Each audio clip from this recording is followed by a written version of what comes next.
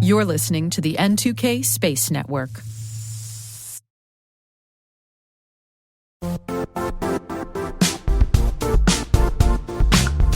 Don't struggle to align your organization's cybersecurity with business risk. Get the only solution that goes beyond reacting to threats with vulnerability and risk monitoring. You need the next evolution of MDR, and only Critical Start delivers it. Critical Start doesn't just monitor and respond to threats. They put you in control by detecting suspicious activities, quickly responding to contain threats, and identifying your most critical assets and protecting them against vulnerabilities and exposures. With continuous visibility, expert guidance, and measurable risk reduction, Critical Start has redefined what it means to manage cyber risk. Demonstrate provable security maturity to your leadership while positioning your program to achieve the greatest risk reduction per dollar spent. Stop fearing risk and start managing it with Critical Start. Visit criticalstart.com and request a demo today. That's criticalstart.com.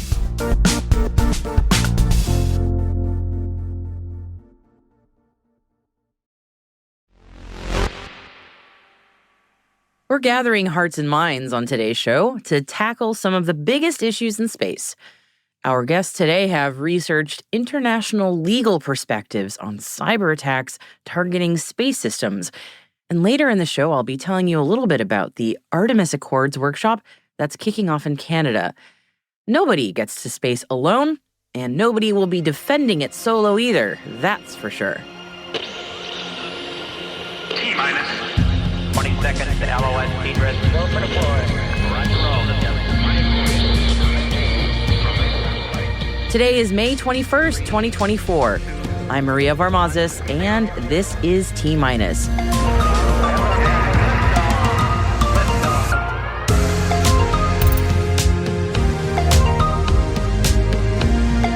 NASA selects BAE to develop a new NOAA instrument. SSC increases support for Starfish Space for docking mission. ESA says Ariane 6 is on track to launch in July. And our guests today are Brianna Bace and Unal Tatar. We're going to be discussing their latest research on cybersecurity in space, so stay with us for that chat.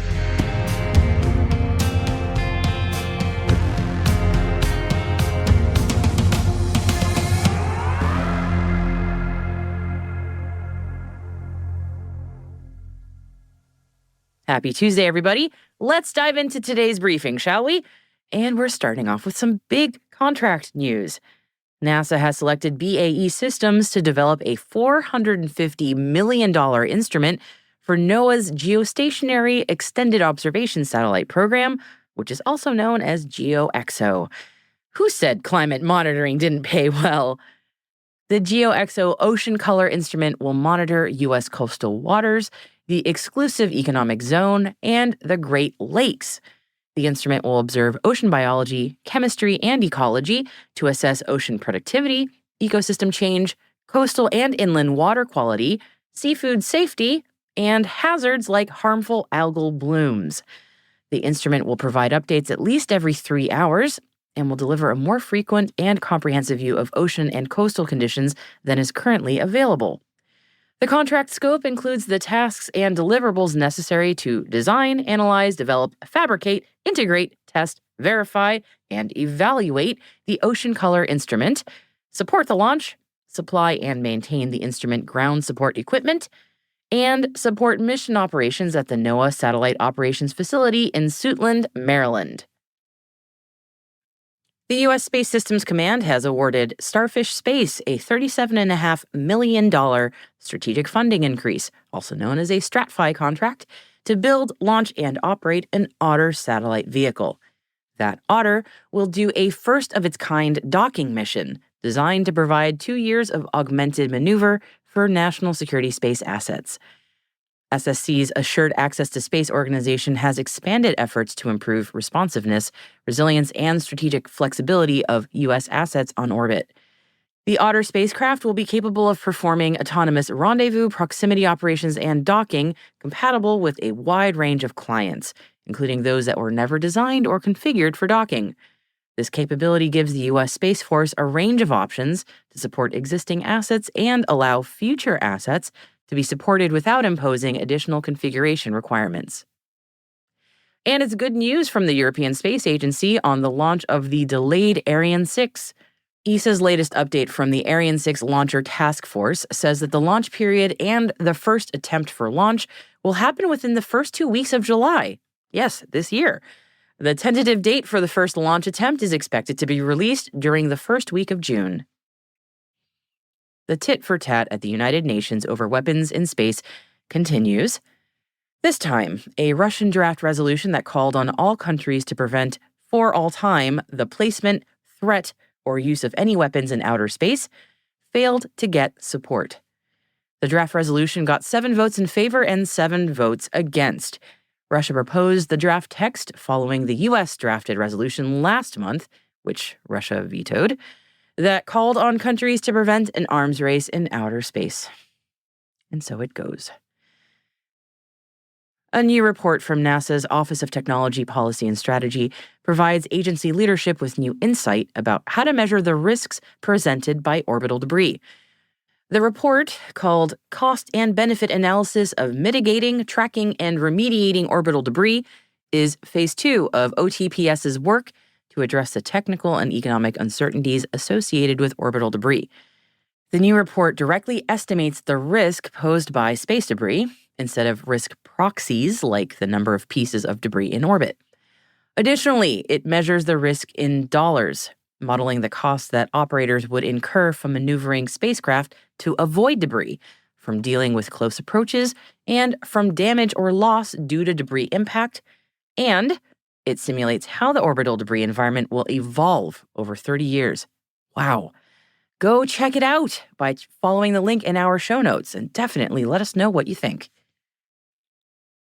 Sierra Space's uncrewed spaceplane arrived at NASA's Kennedy Space Center in Florida ahead of its first flight to the International Space Station. The Dream Chaser spaceplane, also named Tenacity, arrived at Kennedy on May 18th inside a climate-controlled transportation container from NASA's Neil Armstrong Test Facility in Sandusky, Ohio, and joined its companion Shooting Star cargo module, which arrived on May 11th. Tenacity will lift off aboard a ULA Vulcan rocket from Space Launch Complex 41 at Cape Canaveral Space Force Station and is set to deliver 7,800 pounds of cargo to the orbiting laboratory later this year. Sidus Space has shared its financial results for the first quarter ending March 31st, 2024, and provided a business update. The Space and Data as a Service satellite company has had a successful quarter, launching its first LizzieSat and securing new government contracts. However, Sidus Space reported that their revenue for the quarter totaled approximately $1.1 million, which is a decrease of $1.2 million compared to the same time last year. As of March 31st, 2024, the company had cash of $6.2 million as compared to $1.2 million at December 31st, 2023. So during the quarter, the company received gross proceeds of $15.2 million through the exercise of warrants and 2 offerings. Over to China now, and the country launched 4 new satellites to orbit on Monday. The satellites are part of the Beijing 3C satellite constellation and were carried to space by a Long March 2D rocket.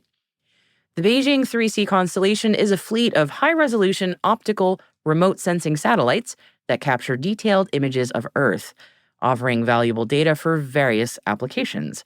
Once operational, the 4 satellites will work together in a synchronized network, providing crucial areas of support like land and resource management, agricultural surveys, environmental monitoring, and comprehensive urban planning. And staying with China, the country has shared results from its first radar network for global space weather forecasting. The radar network, constructed by the National Space Science Center under the Chinese Academy of Sciences, was completed in October 2023, and it's part of the second phase of China's Meridian project, which is a space weather monitoring network comprising ground-based stations. The high-frequency radar chain is expected to join a global network of scientific radars monitoring conditions in the near-Earth space environment called the SuperDARN. This will position China as part of a real-time data exchange, sharing its information with databases in the United Kingdom and Canada.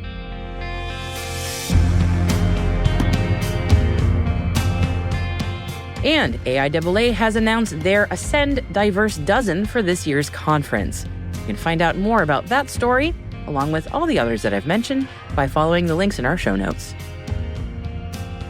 Hey T-Minus crew, if you're just joining us, welcome. Be sure to follow T-Minus Space Daily in your favorite podcast app. Also, if you could do us a favor, share the intel with your friends and coworkers. So here's a little challenge for you. By Friday, maybe show 3 friends or coworkers this podcast. That's because a growing audience is the most important thing for us, and we would love your help as part of the T-Minus crew. So, if you find T-Minus useful, and I say it every time, but seriously, we really hope that you do, please share it so other professionals like you can find the show and join the T-Minus crew. Thank you for your ongoing support, everyone. It means a lot to me and all of us here at T-Minus.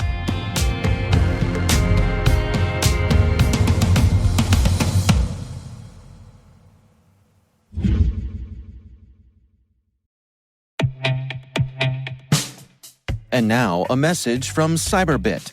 Mastering cybersecurity is like mastering a sport.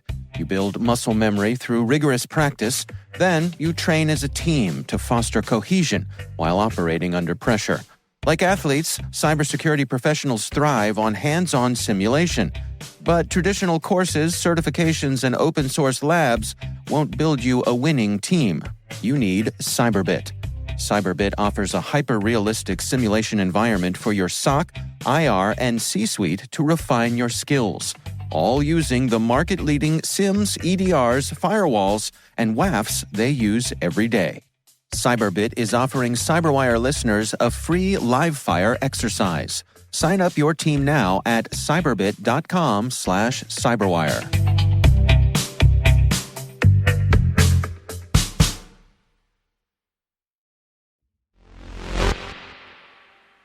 Today, our guests are Brianna Bace and Unal Tatar. They recently co-authored a paper on cybersecurity in space, and I asked Unal to start off by telling us more about the research. We investigated in case of a cyber attack targeting a space infrastructure. This can be a ground system or this can be a satellite system. What would be the legal tools we have in responding to this? And in writing this paper, you need to bring an interdisciplinary perspective because there are some technical aspects of the cyber attacks and the laws, how they apply for this situation. And these laws are not created, the international law of armed conflict, the international space law, these are not created by considering the cyber attacks targeting, because there was no cyber attacks at this time. These are the reasons we analyzed this domain and we created several scenarios. Actually, Brianna can give more information.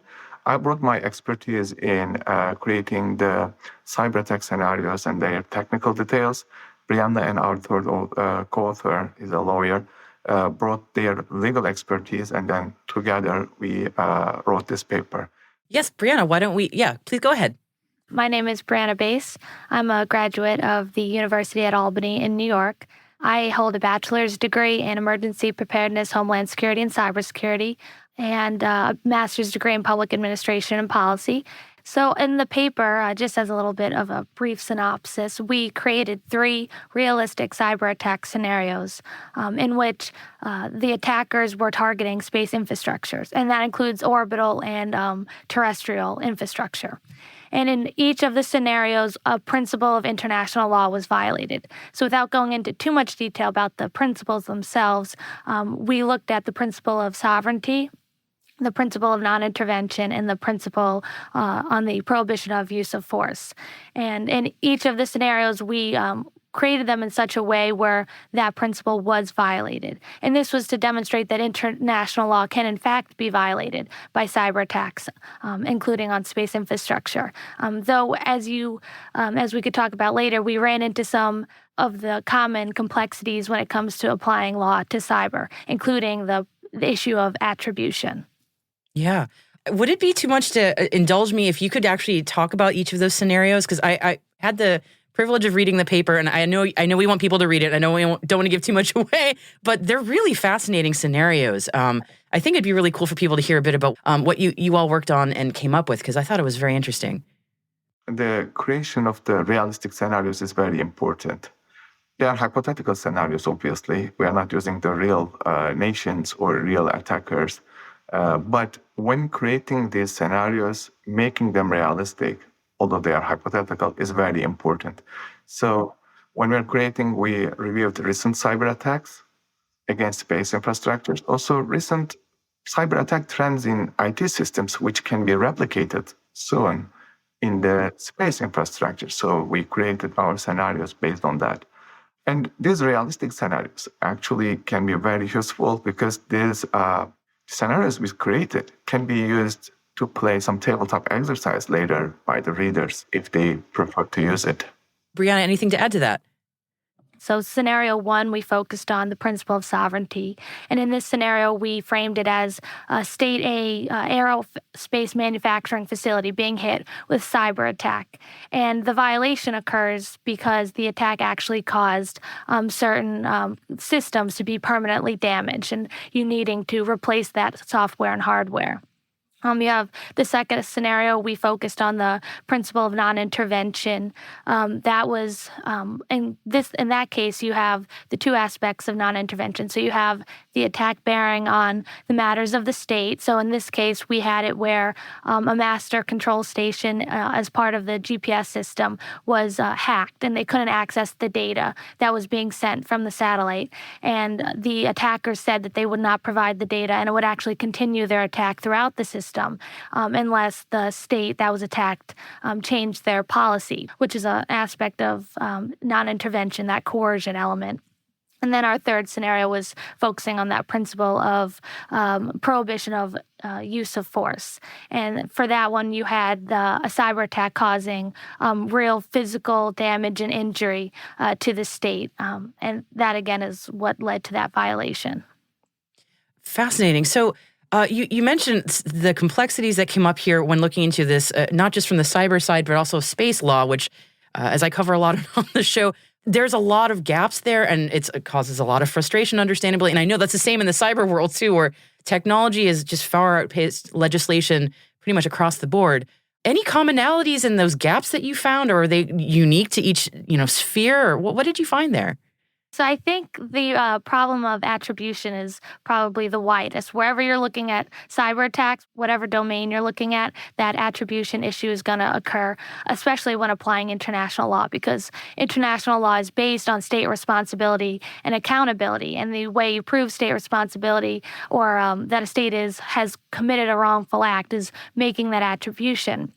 And it's not only important for just the accusing the state or blaming the state, taking the blame and all of that, but you have attribution required so that you can move down the process of those legal regimes and responses, like cessation, the guarantees of non-repetition, and reparations. All of that can't happen unless you have that violating state and you make that attribution that they're the ones that did it.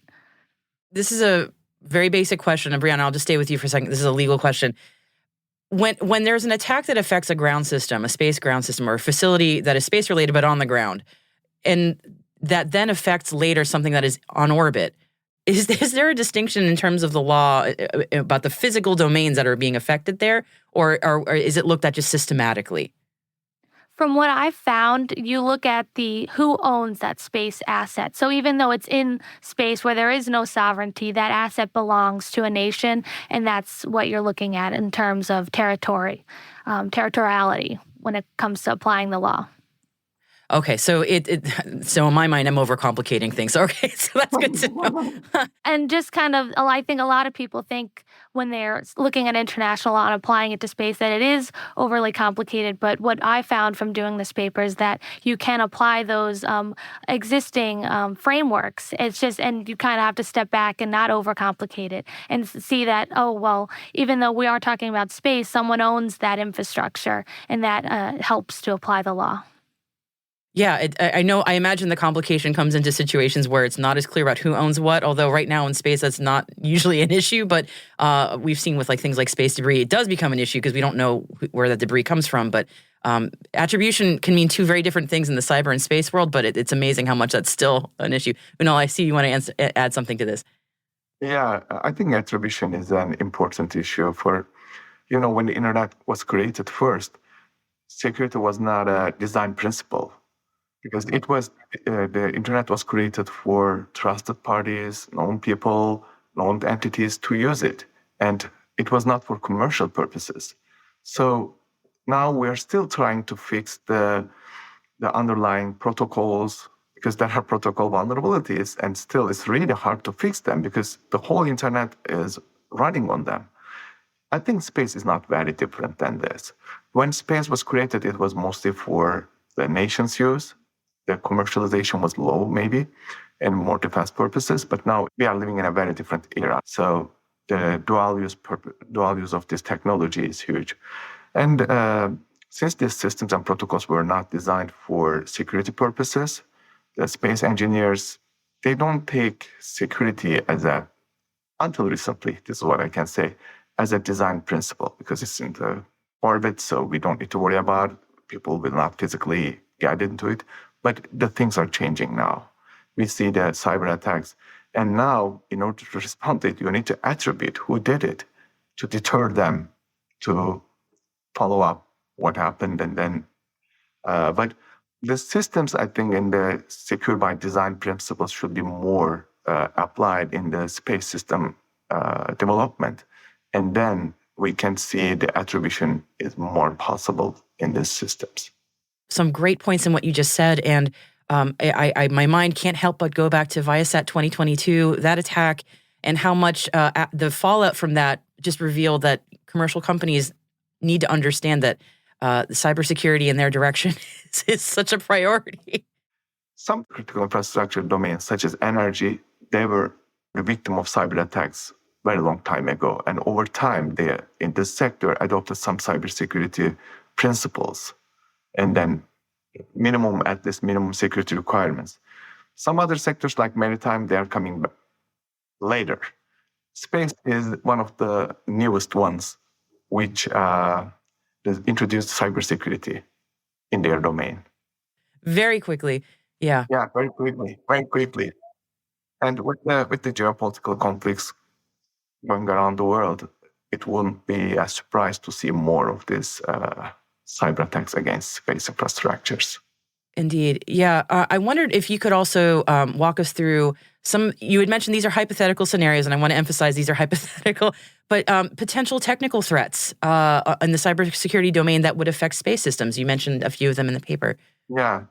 I think maybe we need to differentiate space system cybersecurity and the traditional IT system cybersecurity because they are running in different domains. The space systems composed of different layers, like link layer, ground systems, space systems. So each of them runs different protocols. In the traditional IP systems, we are running on the IP domain. But in the space systems, the ground systems, yes, they have IP, especially with the user interfaces. But later, it is the radio frequency, RF signals. So you need to understand the RF space engineering concepts to attack these systems. But since it is radio frequency, the attribution is way harder. And with the software-defined radio, you can easily implement with low cost these systems and then try to attack these systems. And that absolutely opens things up to the attribution becomes nigh impossible. I'm sure not technically impossible, but very, very hard. So again, I want to emphasize we want people to read the paper, so I don't want to give too much away. I'd love to hear from you both about the sort of the conclusions and takeaways from this paper that you would like people to know. I think for folks in the space industry, it is obvious that security should be a design principle in mind for building security, not bolt-on security to be done later, because it's really hard for space systems. They are embedded systems, they are on space, so physically you cannot reach them to update them. So security should be integrated as a design requirement at the first place for developing the space systems. I think this is one thing they need to know. And for space policy experts, they need to understand the landscape, the cyber threat landscape, and what kind of cyber attacks can be done so they can get prepared in responding to these attacks. That's a great point. Brianna, how about you? I agree with everything Unal said. I would also add, in addition to the technical cybersecurity, you also have just emphasis on training your employees, training your staff, because you always have that human factor. They're always going to be a vulnerability. So making sure that they're prepared and they know how to handle themselves and they have that security knowledge in face of attack. Fantastic point. I could not agree more on that. That's a really good point. And maybe we flip the question now for cybersecurity folks who've been in this field for a long time, and they're like, oh, yeah, different new flavor or same flavor, different day, something like that of cyber attacks. What's different about what you found in the space arena? Is it just the policy of things? Is it's space? Is it actually is it an erroneous question that I'm asking? Is it any different, really? Yeah, I can give some perspective for the cybersecurity professionals from technical perspective, and then maybe Brianna can follow up with the more on policy and law perspective. From the technical perspective, there is a lot to do in the cyber domain, in the space domain for cybersecurity. So I think we need to see more cybersecurity experts working closely with the space systems engineers, because you need to understand the domain and what a cyber vulnerability can impact the system. So you need to have the understanding of the domain. And traditional, regular cybersecurity experts don't have this expertise about space systems. They need to gain this information. And with this, they can speak the language of the space engineers who develop the systems. And the space engineers, if they have some understanding of the cyber threats and vulnerabilities, so these two groups can connect and then understand each other. Now, I can say that there's a disconnect. The focuses are completely different. The cybersecurity people, they are not very familiar with the technical infrastructure of the space systems. Space engineers, they are not familiar with the cyber threats. So there is a communication gap. I think both of them need to learn the other domain and at least the basics of it so they can communicate and work together.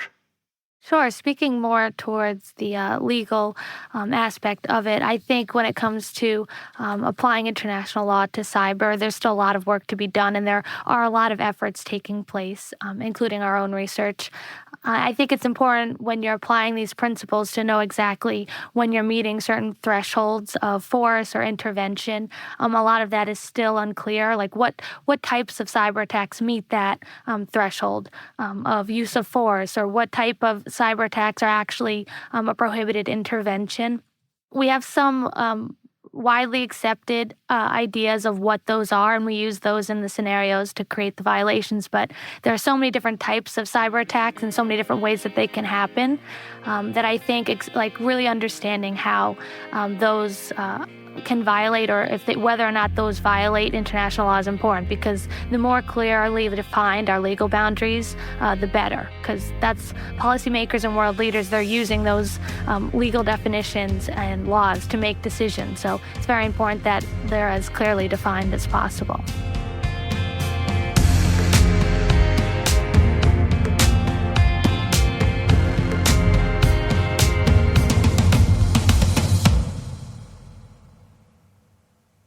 We'll be right back.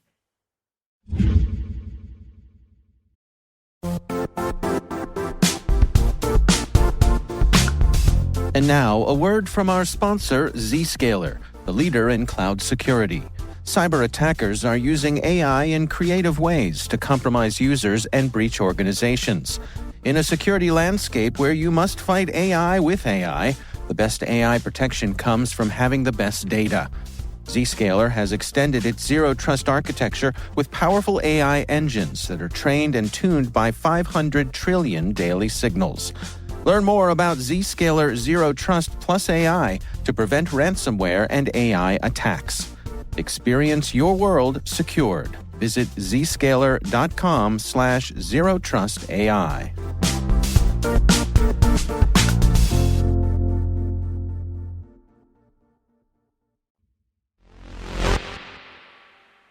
Welcome back.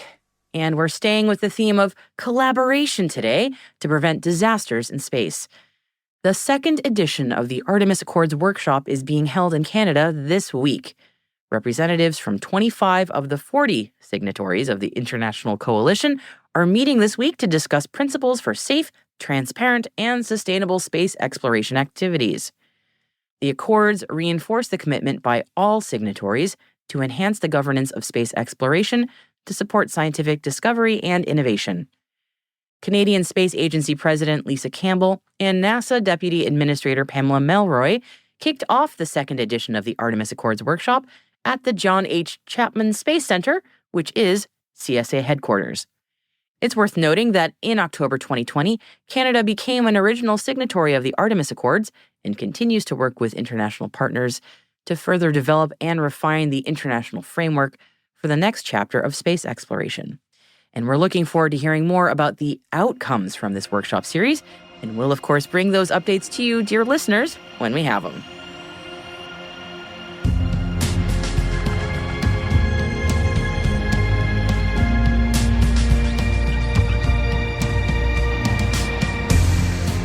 That's it for T-Minus for May 21st, 2024, brought to you by N2K Cyberwire.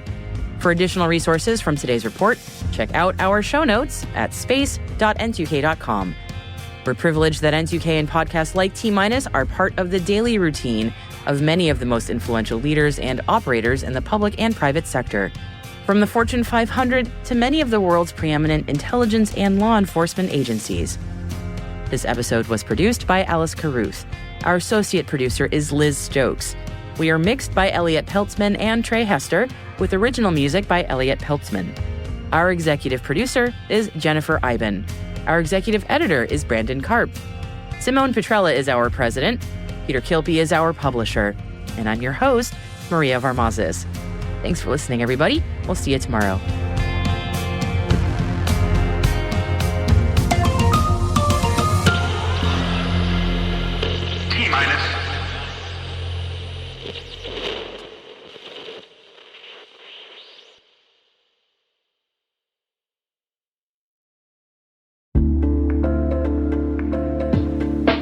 Hey all, Rick here. At N2K Cyberwire, we're dedicated to continuously improving the quality of the news and commentary on our network. That's why we're inviting you to participate in our 2024 audience survey. It only takes a few minutes, and your feedback is invaluable. Plus, you'll have the chance to win a $100 Amazon gift card as a thank you for your time. Head on over to cyberwire.com/survey. That's cyberwire.com/survey to share your feedback now.